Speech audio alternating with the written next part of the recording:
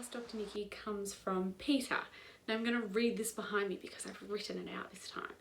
So Peter asks, Dear Dr. Nikki, I have been dating this guy now for 5 months.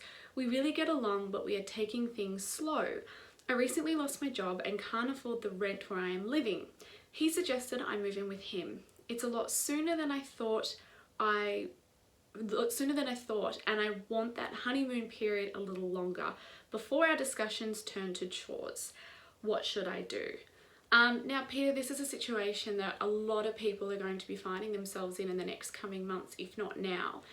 So first of all, without knowing your financial situation or what lifelines you have, explore every option to stay. Can you ask for a reduction in rent?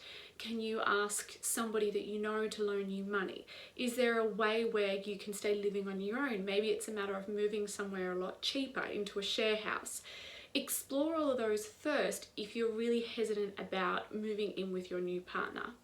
Then second of all, look at this as a possible short-term arrangement.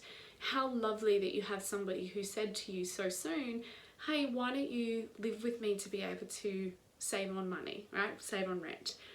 It's a tough time at the moment and it's really lovely to see how everyone is helping each other out. Don't necessarily read into it as some long-term commitment. This just could be somebody that's helping you out for now.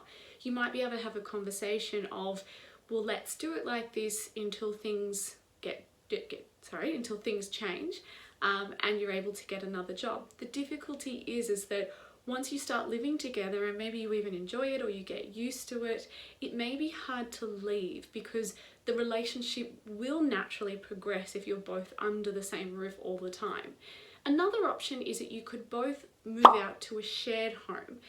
Sometimes this is a really good mid-step for couples who need to cohabitate for financial reasons, but they don't want the domestic bliss situation quite yet of discussing who does the bathroom, who's cooking dinner, and all those kind of everyday mundane chores. Obviously, this does increase your risk if you're living with other people who are not in complete isolation, and you need to factor that into the situation. But if there is the option for both of you to save on rent and move into a share house and be able to have one bedroom in a share house, then you may be able to divvy up the chores. It might not feel like you're in that domestic situation as such yet. And also too, there's other people when you're in isolation. But of course, like I said, we have this problem of other people still posing a risk right now. Now, the last thing I'm going to tell you, and you might not necessarily like this, is that maybe you need to let go of this ideal that you have in your head that you get a honeymoon period for a certain amount of time and then you can move in with someone and cohabitate. Everyone is finding themselves in these situations at the moment that are not ideal, and we are having to adapt to that.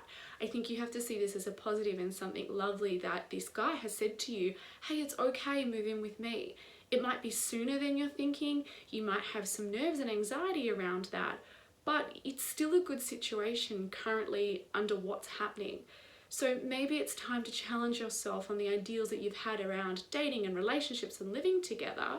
And if you are concerned about the domestic conversations, have them early. Flag that and say, you know, one of my hesitations is getting into those arguments around why didn't you do that, and I'm cooking more than you are, and you're leaving the toilet seat up. Although if you're two guys, that shouldn't be too much of a problem. So have those conversations and be really honest and just say, can we work out some form of a structure, or explain what your expectations are? Talk about past experiences where you felt that a relationship has gone out of the honeymoon period because you're cohabitating. But try and remember that this person is obviously reaching out to you out of love, and that's a beautiful thing. Now, if you haven't asked Dr. Nikki question, at the moment I am getting inundated, so I'm going to try get around to these as much as I possibly can, but please make sure that you reach out, send me a Facebook message, or even if you have an idea about a how-to at the moment, something that you're trying to navigate and you're not sure and you're a bit stuck on, I'm sure there are other people as well who are wanting that information too. So everybody stay safe and keep your distance. Bye.